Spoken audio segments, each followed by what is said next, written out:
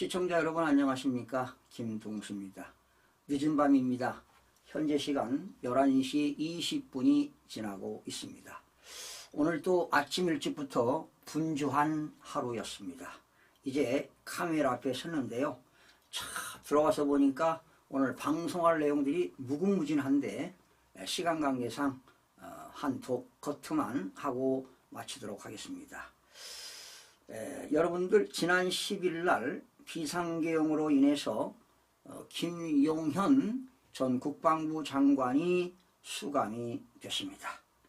이 시간에는 김용현 전 국방부 장관이 자유국민께 드리는 마음가짐이란 메시지가 나왔는데요. 그 내용을 전해드리면서 논평을 해드리겠습니다.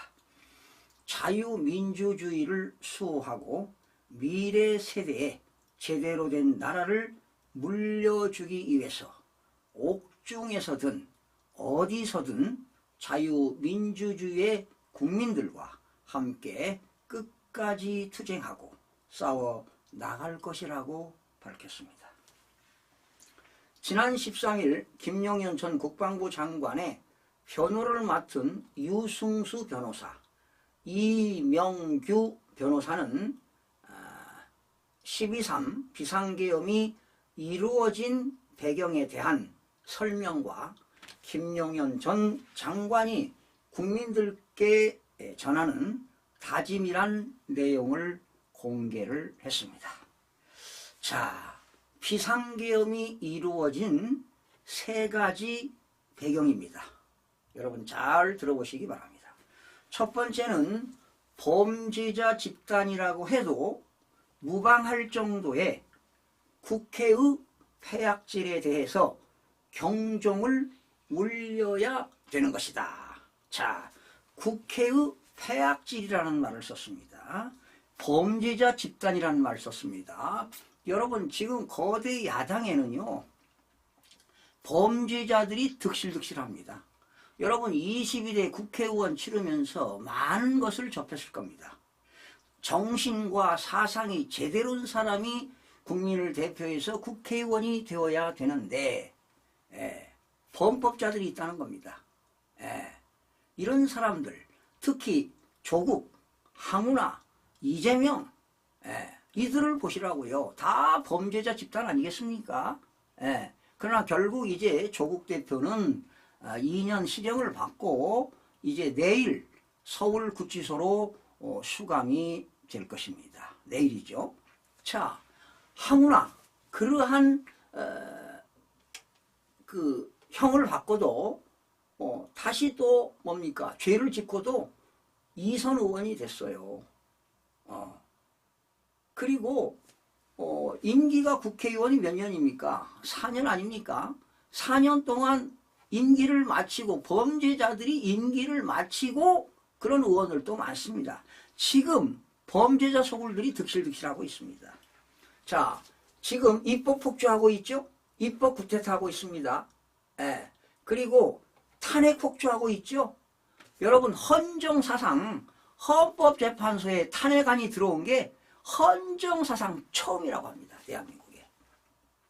그리고 기획재정부에서 국가 예산 편성하는 것을 잘 예산이 편성되었는가 검토하는 겁니다. 그 예산이 효율성으로 극대화시킬 수 있는가 이런 걸 점검하는 건데 완전히 대통령실, 검찰청, 경찰청, 감사원 활동비를 다 제로로 만들었습니다. 이게 바로 뭡니까? 예산 폭주 아닙니까? 그리고 가장 문제가 되는 건 이재명이 죄인 아닙니까? 우리나라는 뭐 무죄 추정주의 원칙에 의해서 지금 이제 1심 끝났지만 앞으로 5가지 재판 받아야 돼요. 이재명이 범죄자입니다. 그리고 가짜 국회의원이지 않습니까? 지금 더불어민주당에는 가짜 국회의원이 한 52명 득실득실합니다. 그리고 오로지 더불당에서는 이재명이가 공천한 사람들이 국회의원이 됐거든요. 가짜로 된 사람도 있어요. 그런데 이재명이 명령이 떨어지면 충성하고 이재명 사법 리스크 방탄을 위해서 일을 한다 이런 얘기입니다. 바로 이런 것들이 국회 폐악질을 하고 있다라는 것입니다. 그래서 경종을 울리겠다는 거 아니겠습니까? 두 번째는 부정선거입니다. 그리고 선거관리위원회의 선거관리 행태에 대하여 국민적인 의혹이 제기되고 있는 것에 대해 의혹을 해소하고 진실을 규명해야 할 필요성이 있었기 때문이다. 이거 밝혀야 됩니다. 예? 국민의 주권과 참정권이 박탈당했어요. 여러분 2022년도에 대통령 선거에서요. 윤석열 대통령이 0.7 몇 % 이긴 걸로 선관위가 조사로 나왔는데 발표를 했는데 실질적으로 윤석열 대통령이 적게는 10% 많게는 15% 이겼어요.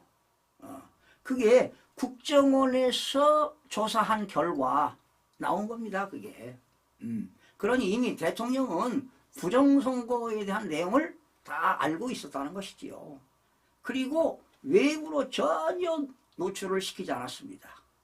그런데 이게 검찰에서 수사가 안 되는 것이죠. 수사를 할 수 없어요. 뭐 경찰, 검찰에 고소고발해도 이길 수가 없습니다. 왜? 선거관리위원회가 헌법기관 아닙니까? 예. 지역 중앙선거관리위원장 대법관이지요. 지역선거관리위원장 다 지원장 법관들이지요. 이길 수가 없습니다. 다 사법부 편이지 않습니까? 그래서 대통령이 고민이 깊었을 겁니다. 그래서 이 부정선거 밝히겠다는 건데요. 여러분 방송사들도 본연의 의무를 이행하지 못하는 것 같아요. 편파 보도를 자행하고 있습니다. 어제 SBS에서 이것이 알고 싶다라고 했는데 부정선거 음모론만 얘기했다고 제가 들었습니다. 네. 다 부정선거는 음모론이다. 그러면 SBS 이것이 알고 싶다를 만든 제작자들은 제작국에 문제가 있다는 것이죠. 진짜 있었는가 없었는가 사실관계를 확인하고 부정선거 음모론이라고 해야지 호도하면 되겠습니까?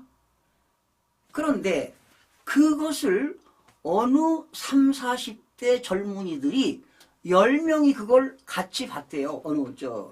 놀러 가가지고 캠핑 가가지고. 그런데 그 중에서 9명이 이런 지금도 부정선거를 얘기해? 음모론자가 있어? 그러니까 젊은이들도 부정선거가 있는 걸 모른다는 것이죠. 그거를 SBS 그런 방송을 하니까 방송 믿는 거예요. 그러나 SBS 제작진들은 사실관계를 알아보지도 않고 보수 유튜버들이 그런 부정선거 이야기를 하고 있다. 이렇게 호도하는 것 같은데 이건 대단히 잘못했다고 보는 것입니다. 여러분, 방송은요, 국민들에게 엄청나게 영향을 미칩니다. 지금 분명히 편파 보도하고 있습니다. 방송은요, 자유와 독립을 보장받을 수 있습니다. 그리고 방송은 공적 책임이 높지요. 그리고 방송은 시청자들의 권익을 보호해야 됩니다. 그런데 가장 중요한 건 뭐냐? 민주적인 여론 형성을 해야 되는 거예요. 편파하면 안 된다는 것이지요. 그래야 국민 문화의 향상을 도모하고 방송의 발전은 물론이고 공공복리에 이바지하는 것이 바로 방송의 책임이다. 가장 중요한 것은 민주적인 여론 형성이다 이 말이죠. 그런데 어저께 SBS는 민주적인 여론 형성이 안 된 것 같습니다. 그리고 MBC가 말이죠. 대통령께서는 그 긴급 담화문을 발표하면서 국민과 함께 하겠습니다. 국민과 함께 싸우겠습니다 했는데 MBC는 국민과 싸우겠습니다. 함께자를 빼먹었다는 사실입니다. 이게 바로 편파 보도입니다. 이게 말이죠. 민주노총의 언론 노조들이 장악하니까 이렇게 편집이 나오는 거예요. 자막이. 시청자들이 자막도 많이 보잖아요. 이게 바로 뭐냐? 민주적인 여론 형성이 잘못됐다는 것입니다. 또 연합뉴스 볼까요? 방송사는요, 방송 자막 이럴 때 주어, 동사, 목적어가 분명해야 돼요. 그런데 주어는 빼먹고 집권하면 이 나라를 완전히 부술 것이다. 집권하면 이 나라를 완전히 부술 것이다. 이런 자막 나가면 안 되죠. 그렇습니다. 지금 모든 언론들이, 메이저 언론 조중동뿐만 아니라 모든 방송 언론사들이 부정선거에 방패막을 하고 있습니다. 조중동에서는 부정선거에 붙자도 나오지 않고 논설실장, 논설고문, 논설위원들이 쓰는 사설 보게 되면 전부 다 진짜로 모르고 쓰는 건지 부정선거가 있는 걸 알면서 양심을 속이면서 거짓으로 쓰는 건지 정말로 이해할 수가 없습니다. 그래서 부정선거를 말하는 사람은 음모론자로 치부하고 있는데, 이제 저도 4월 10일 이후에 한두 달 동안 엄청나게 밤을 새가면서 그 자료를 수집하고 해서 방송을 외쳤는데 사실은 지쳤습니다. 그런데 다시 한번 힘을 내서, 용기를 내서 다시 한번 내일부터 부정선거에 매진할 것을 여러분들에게 약속드립니다. 여러분들의 많은 성원 부탁드리겠습니다. 그리고요, 자, 세 번째입니다. 너무 길어졌네요. 우리 사회 곳곳에 진지를 구축한 종북 주사파 반국가 세력을 정리할 필요가 있기 때문입니다. 여러분, 지금 대한민국에요, 고정간첩들 득실득실합니다. 몇 년 전만 해도 5만 명 정도 됐는데 지금은 아마 몇십만 명이 되지 않을까, 추산도 안 됩니다. 여러분, 문재인 정부 때요, 국가정보원법이라는 게 있습니다. 여러분, 일반 국민들은 잘 모를 거예요. 국가정보원은 간첩 잡는 일이 주된 목적입니다. 그런데 국가정보원법에서 수사권을 박탈시켰어요. 경찰로 넘겼다고. 그런데 이번 22대 국회에 와서 어느 국회의원이 조사권도 박탈시키겠다는 겁니다. 결론, 국가정보원법을 폐지시키겠다는 겁니다. 그리고 검찰청법, 검찰청법은요, 검사들에 관련된 법이 검찰청법이고 판사들에 관련된 법은 법원조직법입니다. 또 검사들이 잘못하면 검사징계법도 있고 검사정원법도 있습니다. 그런데 이들은 검찰청법도 폐지시키려고 하는 겁니다. 여러분, 이 검사들이 이걸 알아야 돼요. 네.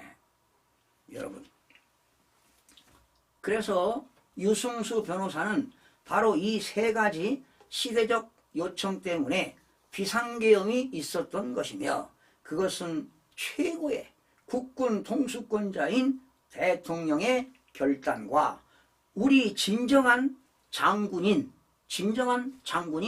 김용현 전 장군의 권위로 이루어진 것이라고 설명했습니다. 여러분, 대통령과 이 국방부 김용현 장관은 같은 충암고등학교 김용현 장관이 선배입니다. 학교 선배라고 장관 시킨 거 아니에요? 그 전에 경호실장 했지만, 경호처장인가? 일을 잘하고 선배니까 능력 있고 맡긴 거 아니겠습니까? 학교 선배라고 맡깁니까? 능력 있으니까 맡긴 거예요. 아무리 선배라도 능력 없으면 맡깁니까? 충암고 그런 얘기 하지 마시고. 네. 끝으로 유 변호사는 많은 자유국민들의 윤석열 대통령과 김용현 전 장관에게 응원과 지지의 메시지를 요청했습니다. 김용현 장군의 자유국민들께 드리는 다짐입니다.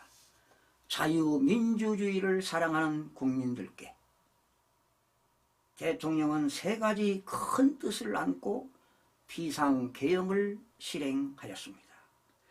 대통령의 뜻, 그리고 이에 일치하는 자유시민들의 큰 뜻을 제대로 받들지 못해 송구하게 생각합니다. 자유민주주의를 수호하고 미래 세대에 제대로 된 나라를 물려주기 위해서 옥중에서든 어디서든 자유민주주의의 국민들과 함께 끝까지 투쟁하고 싸워 나갈 것입니다. 이게 바로 저의 다짐입니다. 여러분들께 약속드립니다. 여러분, 김용현 전 장관에게 많은 좀 성원을 부탁드립니다. 자, 여러분, 저는 다시 내일부터 부정선거 행군에 또 전진하도록 하겠습니다. 더불어민주당에 현재 제가 알고 있기는 52명이 가짜 국회의원들이 있습니다. 그러니 어저께 대통령을 탄핵하는데 204명이 찬성했는데 52명이 가짜 국회의원이기 때문에 152명이 진짜 국회의원이 투표를 한 것이죠. 그렇다면 탄핵 결의안이 통과된 것도 무효라고 저는 주장하고 외치고 싶습니다. 여러분. 시청해주신 여러분 고맙습니다.